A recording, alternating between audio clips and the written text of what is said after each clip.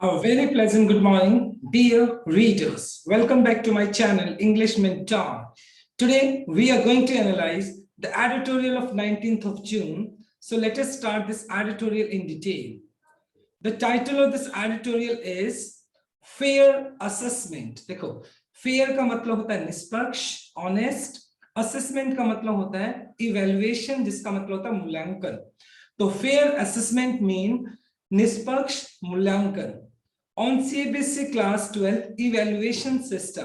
तो जैसा कि हम जानते हैं पेंडेमिक की वजह से क्लास 12 के जो एग्जाम्स हैं उनको कैंसिल कर दिया गया और अब एक बहुत बड़ा चैलेंज बना हुआ है कि उसके रिजल्ट को किस तरीके से प्रिपेयर किया जाए.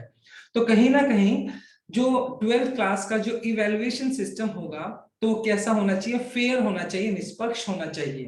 तो इसी बात को ध्यान में रखते हुए हम इस एडिटोरियल का स्टडी करने वाले हैं. Let us start. The unprecedented. देखो, अनप्रेसिडेंटेड का मतलब होता है नेवर हैपेंड बिफोर. एक ऐसी घटना जो पहले कभी ना हुई हो, जिसको हम बोल सकते हैं अनएग्जाम्पल्ड, मतलब जो पहले कभी ना हुई हो. Class 12 evaluation. तो अगर हम बात करें हमारे एजुकेशन हिस्ट्री के अंदर इस तरह का इंसिडेंस पहले कभी नहीं हुआ है. जो क्लास 12 का जो इवैल्यूएशन अब की बार किया जा रहा है must be an open book. एक खुली किताब की तरह होना चाहिए टू इंस्पायर कॉन्फिडेंस, जिससे कि हर एक इंडिविजुअल के कॉन्फिडेंस को क्या किया जा सके, उसके कॉन्फिडेंस को गेन किया जा सके. तो इन शॉर्ट जो क्लास 12 का जो इवैल्यूएशन सिस्टम होना चाहिए वो क्वाइट फेयर इनफ होना चाहिए, ऑनेस्ट होना चाहिए, जिससे कि ईच एंड एवरी इंडिविजुअल के कॉन्फिडेंस को गेन किया जा सके. With its marks tabulation. देखो, टेबुलेशन का जो मीनिंग है यहां पर हम बोल सकते हैं कैटेगराइज करना. फ्रेमवर्क का मतलब हो गया सिस्टम. For class 12 students. देखिए, जो क्लास 12 के जो स्टूडेंट्स हैं उनका जो इवैल्यूएशन करना है उससे रिलेट करता हुआ जो उनको फ्रेमवर्क है. फ्रेमवर्क मतलब जिसके तहत उस असेसमेंट को या इवैल्यूएशन को तैयार किया जाएगा, क्लास 12 के स्टूडेंट्स के रिजल्ट्स को प्रिपेयर किया जाएगा. इनकम्पासिंग. इनकम्पास का मतलब होता है इंक्लूड करना, शामिल करना. 3 assessments year starting with class 10. तो उसको प्रिपेयर करने के लिए जो असेसमेंट किया जाएगा क्लास 12 का, तो उसमें कौन सी क्लासेस का इंक्लूड किया जाएगा रिजल्ट को, class 10th, 11th and 12th के रिजल्ट को एवरेज मानकर और उसको कंसीडर करते हुए क्लास 12th के रिजल्ट को प्रिपेयर किया जाएगा. The central board of secondary education. तो सीबीएसई की जब बात की जा रही है तो सीबीएसई ने क्या किया, हैज एंडेड प्रोलॉन्ग्ड. प्रोलॉन्ग्ड का होता है वेरी लॉन्ग, एक बहुत लंबे टाइम से.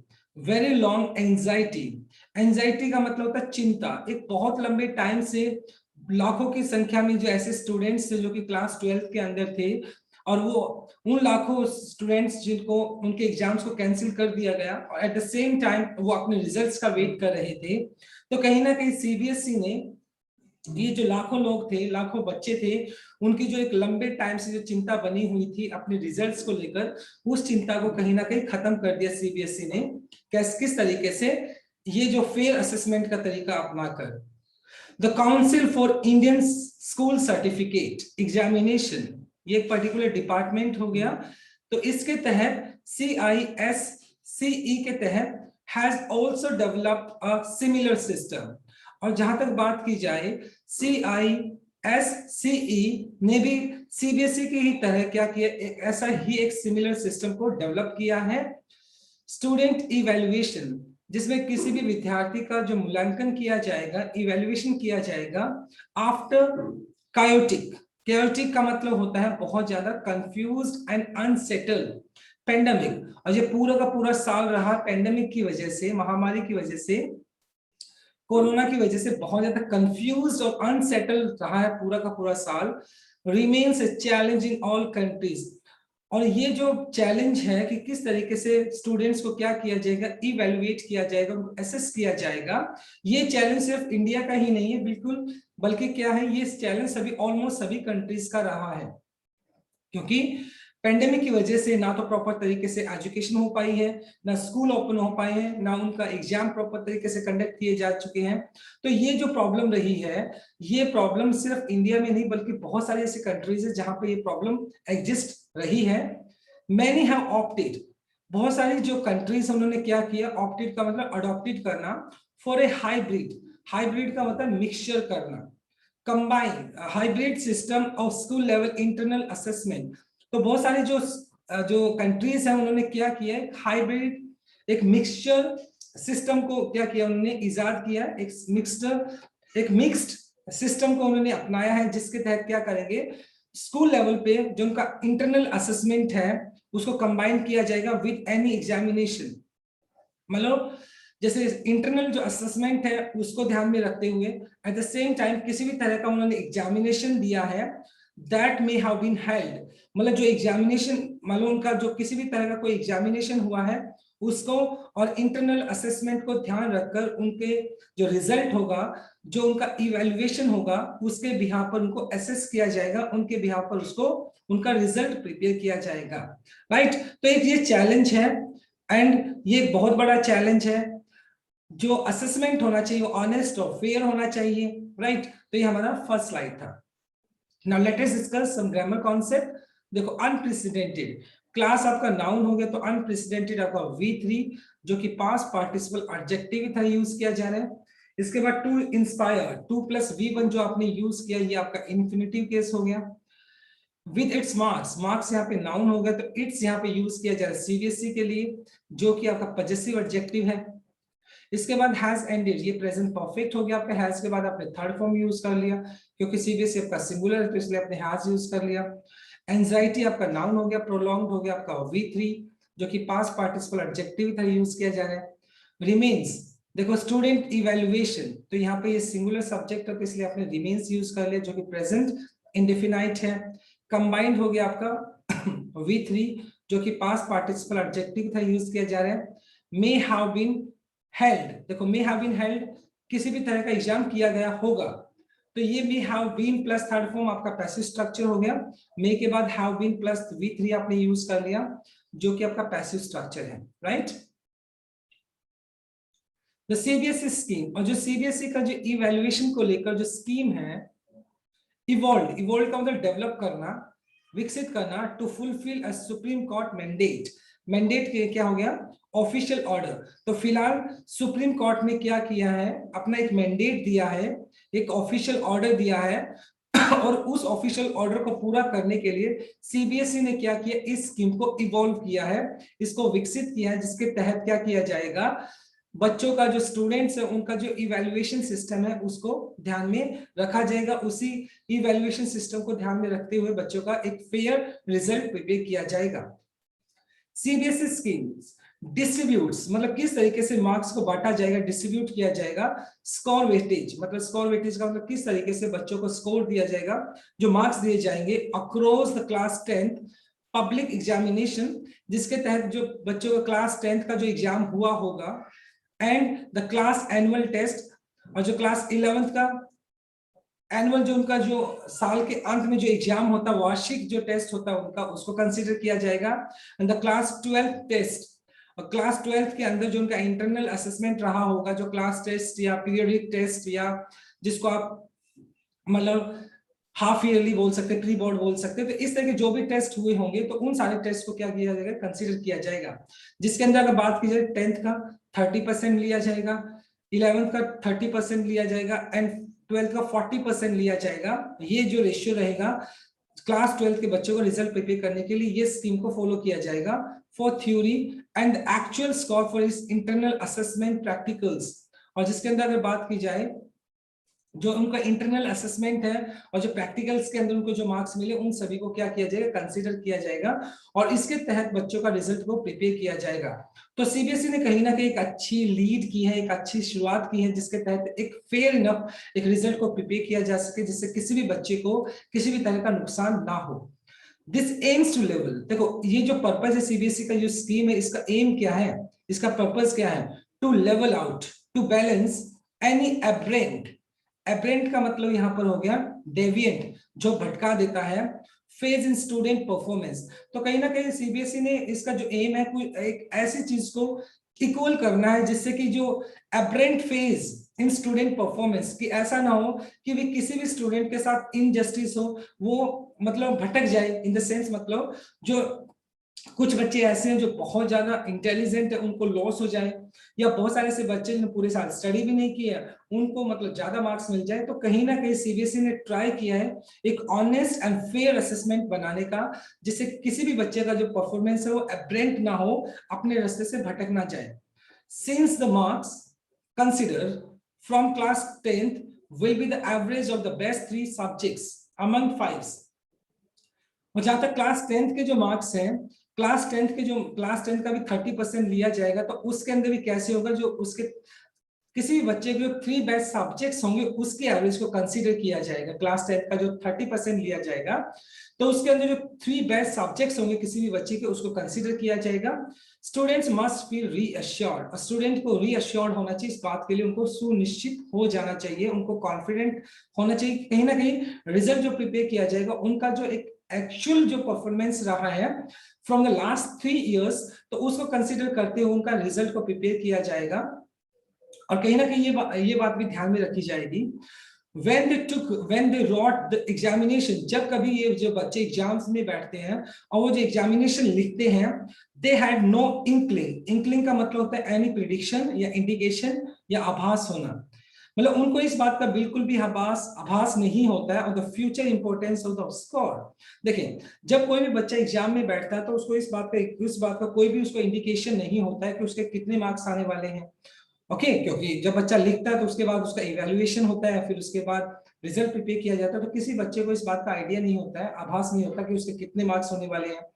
तो कहीं ना कहीं इस चीज का अभी भी बच्चों को इस बात का बिल्कुल भी आइडिया नहीं रहेगा कहीं ना कहीं, क्योंकि ये जो इवैल्यूएशन किया जाएगा ये 3 साल का इवैल्यूएशन को ध्यान में रखकर प्रिपेयर किया जाएगा। At the same time, एक प्रोविजन और भी है, a provision to take class 12 public examination at later date to attain a higher score। और इन केस मान लो अगर ये जो इवैल्यूएशन का जो अभी फिलहाल एक स्कीम को फॉलो किया जा रहा है जिसके अंदर 10th 11th और 12th की जो 30 और 40 का जो रेशियो फॉलो किया जाएगा, अगर कोई भी स्टूडेंट इस पर्टिकुलर स्कीम से सेटिस्फाइड नहीं है तो क्या कर सकता है, बाद में क्लास 12 के एग्जाम्स को भी रखे जाएंगे उन बच्चों के लिए जो अपना स्कोर को अटेन करना चाहते हैं, हाईएस्ट स्कोर को, जिनको लगता है कि हमारा स्कोर कम रह गया, अगर वो अपने स्कोर को बढ़ाना चाहते हैं तो वो बाद में वो एग्जाम्स को दे सकते हैं। When the pandemic has waned का मतलब होता है रिड्यूस होना, डिक्लाइन हो जाना। जब ये जो पेंडेमिक है, जो कोरोना है, जब बिल्कुल कम हो जाएगा तो सीबीएसई उन बच्चों के लिए एग्जाम्स भी कंडक्ट कराएगी जिन बच्चों को लगता है कि उनका जो परफॉर्मेंस है, उनका जो स्कोर है उनकी एक्सपेक्टेशन के हिसाब से कम है, तो उन एग्जाम्स को भी क्या किया जाएगा, कंडक्ट कराया जाएगा। Should also have a Kameng effect, और ये जो ना इससे क्या होगा, एक कामिंग इफेक्ट होगा, मतलब ये जो अगर प्रोविजन है जिसके तहत उन बच्चों को, मतलब जिन बच्चों को लगता है कि उनका स्कोर मतलब इतना अच्छा नहीं आया इस स्कीम के तहत, तो उनके लिए कामिंग इफेक्ट होगा। कामिंग इफेक्ट का मतलब कोज टू रिलैक्स एंड काम, तो उनसे क्या होगा, उनका अगर किसी भी तरह का कोई एप्रीहेंशन, उनको चिंता है, थोड़ा स्ट्रेस के अंदर, तो कहीं ना कहीं उनकी इस जो चिंता है उसको शांत करने वाला होगा कि एटलीस्ट वो बाद में एग्जाम देकर अपने स्कोर को क्या कर सकते हैं, इंप्रूव कर सकते हैं। ये ऑप्शनल रहेगा, जिन बच्चों को अपना स्कोर इंप्रूव करना होगा वही बच्चे एग्जाम्स को देंगे, अदरवाइज जिनको प्रमोट कर दिया गया है उनको ये जो 30-40 का जो स्कीम रहेगा इसके तहत उनका असेसमेंट को तैयार किया जाएगा। राइट, तो ये हमारा सेकंड स्लाइड हो गया। Now let us discuss the grammar concept evolve. देखो इवॉल्व का सेकंड फॉर्म इवॉल्व हो गया, जो कि आपका पास्ट इंडेफिनाइट हो गया। सीबीएसई स्कीम आपका सिंगुलर सब्जेक्ट है तो इसलिए आपने डिस्ट्रीब्यूट कर लिया, जो कि प्रेजेंट इंडेफिनाइट है। टू लेवल ये हो गया आपका 2+V1 जो कि इंफिनिटिव केस है। द बेस्ट ये आपकी सुपरलेटिव डिग्री होगी, और सुपरलेटिव डिग्री हमेशा अपने साथ आर्टिकल द लेकर चलती है। जब दो की बात करते हो तब बिटवीन यूज करते हो, दो से ज्यादा के लिए आप अमंग यूज कर लेते हैं। इंक्लिंग आपका V1+ing जो कि आपके नाउन का तरह काम कर रहा है, जो कि आपका जीरन है यहाँ पर। इसके बाद हैज वेन्ड, हैज प्लस V3 जो कि प्रेजेंट परफेक्ट है, और वेन का थर्ड फॉर्म वेन्ड यूज कर लिया जिसका मतलब होता है रिड्यूस करना। कामिंग इफेक्ट, इफेक्ट आपका नाउन हो गया तो कामिंग आपका V1+ing जो कि प्रेजेंट पार्टिसिपल एडजेक्टिव की तरह काम कर रहा है। राइट, एविडेंटली का मतलब क्लियरली, स्पष्ट है। Evidently, clearly, there are some challenges to uniformity। हालांकि ये जो स्कीम की गई है तो इस स्कीम के अंदर कुछ चैलेंजेस का तो सामना करना पड़ेगा, और वो चैलेंजेस क्या रहेगा कि यूनिफॉर्मली मतलब होना चाहिए, यूनिफॉर्मली का मतलब इक्वली होना चाहिए, बराबर होना चाहिए, समान होना चाहिए। तो इस असेसमेंट को बिल्कुल समान रखना तो और उसको इम्प्लीमेंट करना, उसको लागू करना, ये एक बड़ा चैलेंज रहेगा। द सीबीएसई प्लान, जो सीबीएसई का प्लान है उसको इम्प्लीमेंट करना और हर एक बच्चे को यूनिफॉर्म तरीके से उसको असेस करना, ये थोड़ा चैलेंज रहेगा सीबीएसई के लिए भी।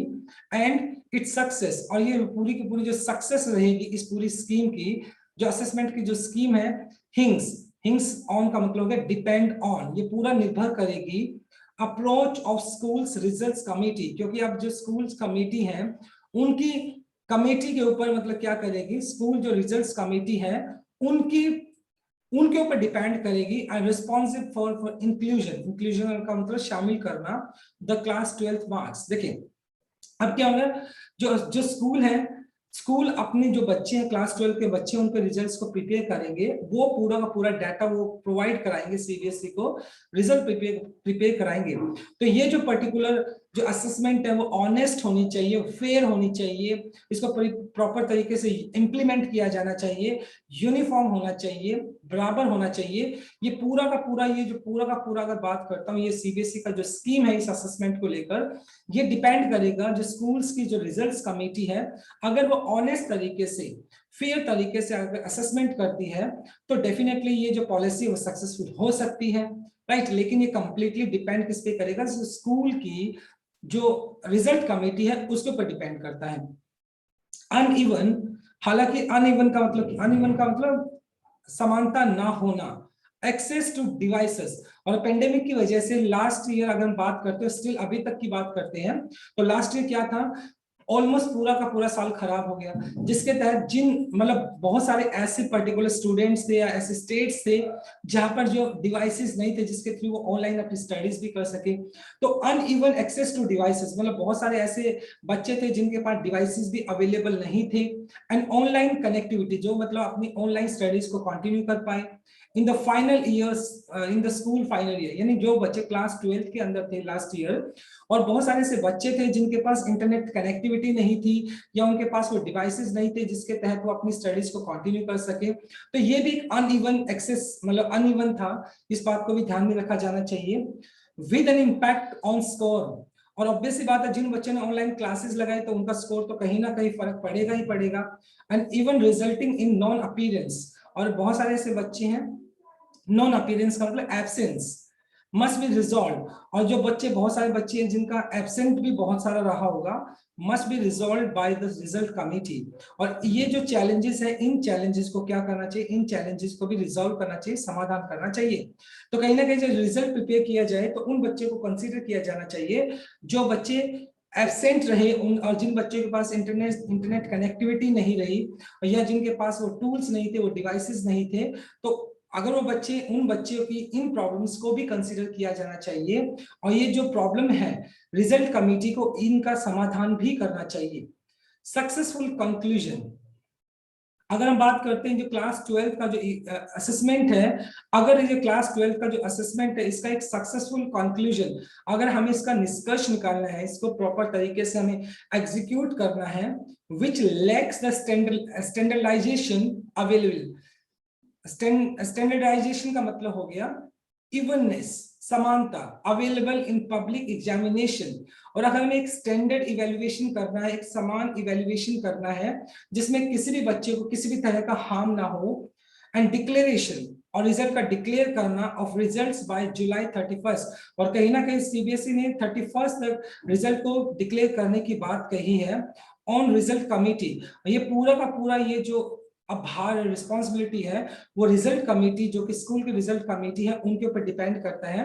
मार्किंग द थ्योरी सेगमेंट, और वो जो थ्योरी सेगमेंट है, जो सेगमेंट का मतलब सेक्शन कह सकते हैं, पार्ट कह सकते हैं, एंड ट्रांसपेरेंटली मतलब बिल्कुल पारदर्शी होना चाहिए, एंड मॉडरेटिंग, मॉडरेट का मतलब जज करना, marks for the senior secondary years based on the school performance, और उनके जो मतलब अगर बात की जाए senior secondary class 10th 11th 12th के जो उनके मार्क्स है उनको कंसीडर करते हुए ओवर पीरियड ऑफ टाइम, मतलब ये अगर बात की जाए अभी जो बोला गया है 30 30 30 30 और 40, ये जो स्कीम को फॉलो किया जाएगा, तो उनका क्या किया जाना चाहिए, उनका जो थियोरेटिकल पार्ट है उसको ट्रांसपेरेंट तरीके से उसको कैलकुलेट करना चाहिए, और ये जो पूरा का पूरा जो रिस्पॉन्सिबिलिटी रहेगी वो स्कूल कमेटी की रहेगी।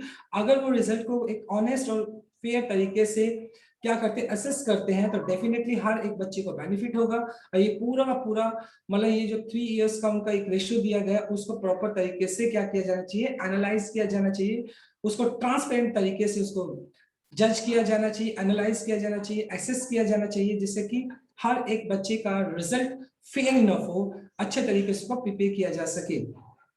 ये आपका थर्ड स्लाइड था। Now let us discuss some grammar concept. देखो हिंग्स का मतलब यहाँ पे डिपेंड ऑन हो गया, जो कि देखो सीबीएसई का जो प्लान की बात की, सॉरी इट्स सक्सेस आपका सिंगुलर नाउन हो गया, तो हिंग्स यहाँ पे प्रेजेंट इंडेफिनाइट हो गया, जो कि आपका एस या एस ले लिया अकॉर्डिंग टू रूल। एक्सेस हमेशा अपने साथ टू प्रीपोजिशन को लेकर चलता है। मस्ट आपका मॉडल वर्ब हो गया, जो कि स्ट्रॉन्ग ऑब्लिगेशन को दिखाता है। उसके बाद बी प्लस थर्ड फॉर्म आपने रिजॉल्व्ड यूज कर लिया, जिसका मतलब होता है समाधान करना, राइट।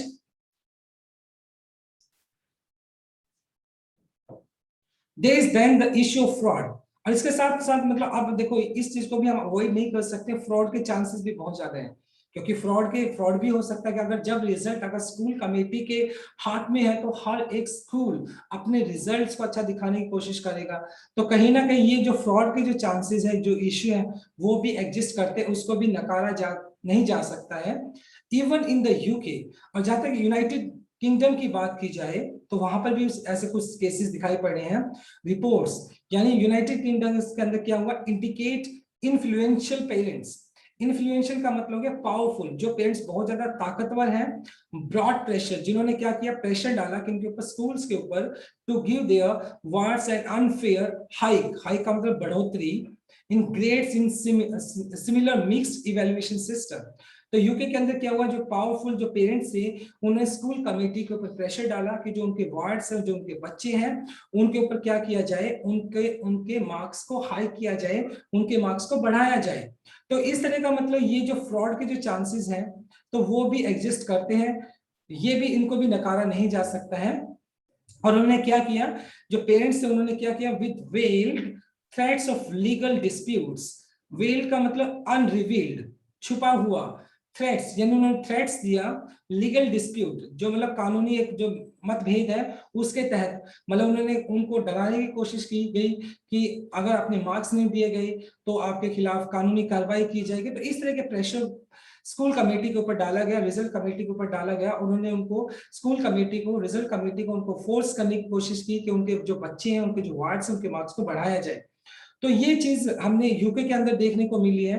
तो इस बात का हमें कुछ हमारा एक चांसेस है, या हम कह सकते हैं हम इस बात को लेकर बहुत ज्यादा कॉन्शियस भी है कि इस तरह का प्रॉब्लम इंडिया के अंदर हमारे यहाँ पे भी तो हो सकता है। फॉर फेयरनेस,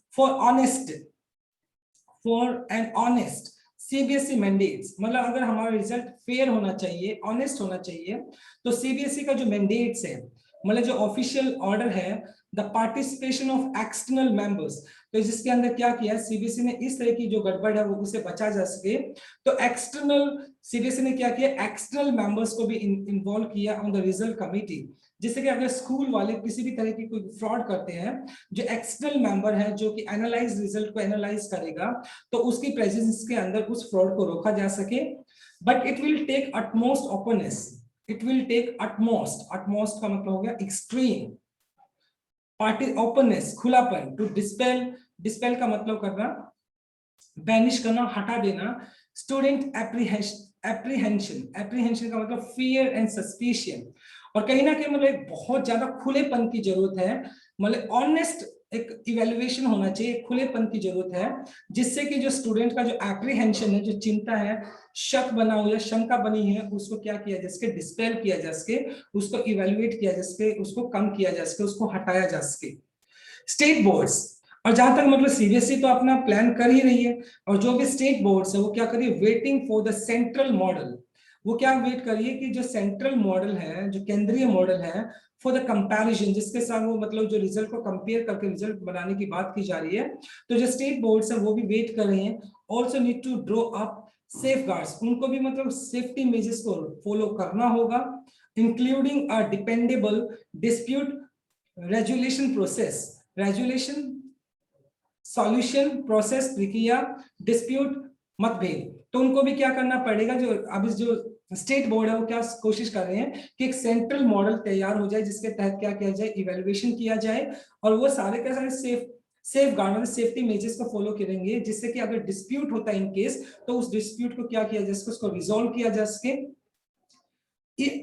एजुकेशन बोर्ड्स और जितने भी मतलब जो शिक्षा जो बोर्ड्स की बात की जा रही है वो कोट अनअवेयर्स, अनअवेयर्स मतलब इनएडवर्टेंटली, इनएडवर्टेंटली का मतलब अनजाने में, last year by the pandemic. तो कोई भी मतलब चाहे वो स्टेट बोर्ड हो चाहे वो सेंटर बोर्ड हो, किसी को भी इस बात का आभास नहीं था, कोई भी इस बात को लेकर अवेयर नहीं था कि ऐसी कुछ प्रॉब्लम क्रिएट हो जाएंगी और वो पेंडेमिक के अंदर फंस के रह जाएंगे and could not evolve, evolve का मतलब डेवलप करना, सुटेबल इवैल्यूएशन टूल्स।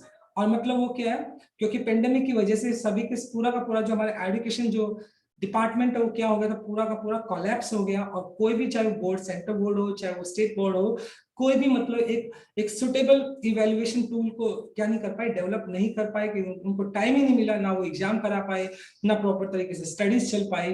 तो कहीं ना कहीं मतलब अब जितने भी बोर्ड हो चाहे वो सेंटर बोर्ड हो चाहे वो स्टेट बोर्ड हो, तो उनको एक बड़ा ऑनेस्ट और फेयर असेसमेंट तरीके को अपनाना चाहिए, जिससे भी किसी भी बच्चे को किसी भी तरह का कोई हार्म ना हो, कोई नुकसान ना हो और एक फेयर रिजल्ट को देना चाहिए, राइट। तो ये आपका थर्ड स्लाइड था। Now let us discuss some grammar concept. देखो इंडिकेट हो गया, रिपोर्ट्स यहाँ पर देखो प्लूरल है तो इंडिकेट आपका V1 हो गया जो कि प्रेजेंट इंडेफिनाइट हो गया, वेल्ड आपका V3 हो गया, थ्रेड्स आपका नाउन था तो V3 यहाँ पर हो गया, ये आपका पास्ट पार्टिसिपल एडजेक्टिव तरह काम कर रहा है। टू डिस्पेल आपका इन्फिनिटिव बेस होगा 2 + V1, जो जिसका मतलब होता है टू बैनिश या टू एलिमिनेट करना, हटाना किसी चीज को। नीड टू ड्रॉ, देखो पहले अगर मैं बात करूं टू ड्रॉ आपका इन्फिनिटिव केस होगा, 2 + V1 आपने यूज कर लिया। और यहाँ पे नीड, आपने नीड को एज अ मॉडल वर्ब नहीं बल्कि हमने as a main verb use किया। जब नीड को हम as a main verb use करते हैं तो अपने साथ एक टू लेकर आता है। वर्कआउट, ये देखो पैसिव स्ट्रक्चर हो गया, past indefinite passive structure. Boards आपका प्लूरल था तो बी का प्लूरल फॉर्म वाज वर होता है, ओके। और उसके बाद V3 आपने कॉट, कैच का थर्ड फॉर्म कॉट यूज कर लिया जो कि पैसिव स्ट्रक्चर है। कुड आपका मॉडल वर्ब हो गया, कुड नॉट इवॉल्व, इवॉल्व का मतलब डेवलप होता है। और मॉडल वर्ब हमेशा अपने साथ बेस फॉर्म लेकर चलता है, V1 लेकर चलता है। अनफॉर्चुनेटली, दुर्भाग्यपूर्ण अगर बात की जाए, अनफॉर्चुनेटली मतलब रिग्रेटेबली, दुर्भाग्यपूर्ण। The course of pandemic remains uncertain. और मतलब जो जो पेंडेमिक है ना, मतलब जो कोविड का अगर मैं बात करता हूँ, ये जो फेज रहा है हमारे लिए, जो पेंडेमिक का ये जो महामारी का एक दौर रहा है हमारे लिए, वो अनसर्टेन रहा है, अनक्लियर रहा है, बिल्कुल भी बिल्कुल पता ही नहीं चलता है कि फर्स्ट जब आपका फर्स्ट वेव आया तो उसने बहुत तरीके से कोलैप्स किया, चीजें बहुत ज्यादा अस्त व्यस्त हो गई। फिर उसके बाद 1-2 महीने तक कुछ क्या रहा, मतलब ठीक रहा सब कुछ। फिर सडनली सेकंड वेव आ गया जिसने बहुत ज्यादा डिस्ट्रक्शन कर दिया। जो पेंडेमिक का जो पेस है या उसका एक रूट है, ओके, वो क्या रहा है, कहीं ना कहीं अनसर्टेन रहा है एंड डेवलपिंग एक कॉन्टिन्यूस सिस्टम। और इस पेंडेमिक को ध्यान में रखें क्योंकि पेंडेमिक जो है अभी भी हम श्योरिटी के साथ ये बात नहीं कह सकते हैं कि ये पेंडेमिक बिल्कुल खत्म हो चुका है। तो इसकी वजह से जो कॉन्टिन्यूस असेसमेंट है, कॉन्टिन्यूस का अगर लगातार जो असेसमेंट की जाती है स्कूल के अंदर, 2022 21-22 की अगर बात की जाए, जो असेसमेंट ईयर है, beyond has become a necessity. तो अब ये जरूरत बन चुकी है, क्योंकि अगर पेंडेमिक को ध्यान में रखा जाए तो पेंडेमिक का तो पता ही नहीं कब खत्म होने वाला है। तो ये जो अभी 30-30-40 का जो एक रेशियो का एक जो स्कीम तैयार की गई है, जो कि कॉन्टिन्यूस असेसमेंट की बात की जा रही है, जिसका 3 सालों का हम क्या करेंगे, एवरेज को लेकर कंसीडर करके बच्चों का रिजल्ट प्रिपेयर करेंगे। तो अब एक जरूरत से ज्यादा बन गई है। क्यों? पेंडेमिक तो अनसर्टेन है, कब खत्म होना कब नहीं, हमें इस बात का कुछ भी नहीं पता है। The CBSE has taken, और जहां तक CBSE की बात की जाए तो CBSE has taken the lead on this, और CBSE ने आगे आकर, सभी बोर्ड से पहले आगे आकर इस पॉलिसी को इंप्लीमेंट करने की बात की है। एंड द स्टेट बोर्ड, और जितने भी स्टेट बोर्ड्स हैं उनको must not loss time in informing their own. और जो मतलब CBSE ने तो लीड हासिल कर ली, CBSE सबसे आगे आई है इस चीज को फॉलो करने के लिए। एक जो एक जो पॉलिसी बनाई गई असेसमेंट को लेकर, तो सीबीएसई सबसे आगे है ये। और इसी तरीके से जो बोर्ड्स हैं, जो स्टेट बोर्ड्स हैं, उनको अपना टाइम नहीं खोना चाहिए इनफॉर्मिंग का मतलब हो गया मेकिंग दे ऑन। और कहीं ना कहीं जो स्टेट बोर्ड्स हैं उनको भी अपना एक जो मार्किंग जो पॉलिसी है, असेसमेंट पॉलिसी है, उसको बिना टाइम गवाए उनको भी अपना एक मार्किंग पॉलिसी या जिसको असेसमेंट पॉलिसी हम बोल सकते हैं, वो बिना टाइम गवाए उनको भी क्या कर लेना चाहिए, बना लेना चाहिए, जिससे कि हर एक बच्चा जो कि क्लास 12 के अंदर एग्जाम में अपीयर होना था, उनका एक ऑनेस्ट और फेयर रिजल्ट को प्रिपेयर किया जा सके। राइट, बहुत इंटरेस्टिंग आर्टिकल था आज का, और सीबीएसई ने एक बहुत अच्छा एक स्टेप उठाया है जिसके तहत बच्चों का एक ऑनेस्ट और एक फेयर रिजल्ट को प्रिपेयर किया जाएगा। Right, so now let us discuss the grammar concept. Unfortunately आपका एडवर्ब हो गया, जिसका मतलब है रिग्रेटेबली अगर बात की जाए। हैज टेकन आपका हो गया हैज प्लस V3 जो कि प्रेजेंट परफेक्ट हो गया। सीरियसली आपका सिंगुलर है तो इसलिए हैज यूज कर लिया। मस्ट नॉट, मस्ट आपका स्ट्रॉन्ग ऑब्लिगेशन को दिखाता है, उसके बाद आपने लॉस यूज कर लिया जो कि आपका V1 है। और मॉडल वर्ब के बाद हमेशा आप क्या क्या यूज करते हो, बेस फॉर्म यूज करते हो। इन आपका प्रेपोजिशन हो गया, और प्रेपोजिशन के बाद आप हमेशा V1 प्लस ING जो कि जीरेंड है, तो यहाँ पे फॉर्मिंग आपका जीरेंड की तरह हमने यूज कर लिया है। Right, so my dear students, this is all about from my side. Thanks for watching this video. Please do like, share, comment and subscribe to my channel. So tomorrow I'll continue with another article. Till then, bye bye, take care and have a nice day.